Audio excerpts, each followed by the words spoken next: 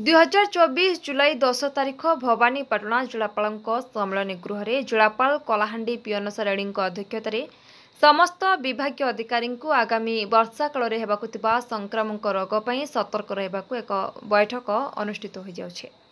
राज्य सरकार निर्देश क्रमे प्रतिवर्ष भली वर्ष मध्य जुलाई और अगस्ट मासरे आशा दीदी मानू घर घर बुली म्यालेरिया डेंगू डायरिया जख्मा एवं कुष्ठ रोग संपर्क में लोक मानू सचेतनता करा प्रति घर को आरएस एवं जिंक टैबलेट बंटन कर साबुन रे हाथ धोइबा भली कार्यक्रम माने हाथ को नेबे।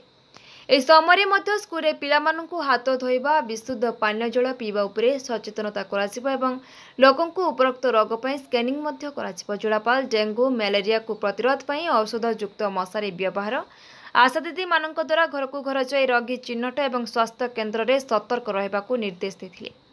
सेभली आरडब्ल्यूएसएस एवं पीएचडी विभाग द्वारा पानीय जल को विशोधन नमूना परीक्षा लोकंकु शुद्ध पानीय जल जोगाण पई निश्चिंत कराजिबाकू निर्देश देथिले। जिलापाल ए रोग निराकरण प्रतिरोध पई सचेतनता पोस्टर और लिफलेट को उन्मोचन करथिले। सीडीएमओ कलाहांडी सीडीओ जिला परिषद तथा समस्त संपृक्त विभागीय अधिकारी स्वास्थ्य विभागीय कर्मचारी उक्त बैठक में उपस्थित थे। स्टेट शिवनायक रिपोर्ट निर्मल टीवी।